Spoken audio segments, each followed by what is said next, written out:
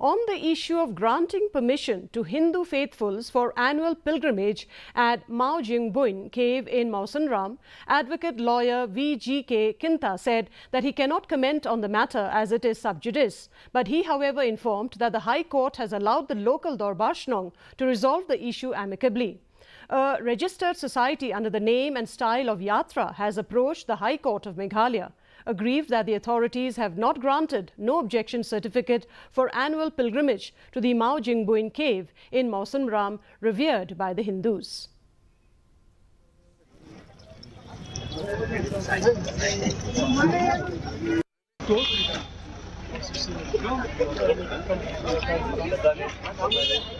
I see that we cannot comment anything at this stage. The matter is sub judice, and the court has allowed the Dorbar Shnong of Mawsynram village to decide on this issue, to resolve amicably. So to speak any more on that, on what is transpiring in the court, before the court, will be very dangerous. We cannot speak beyond what we have said just now. The matter is sub judice. The court will decide after we have made a decision. Meghalaya Tourism Minister Paul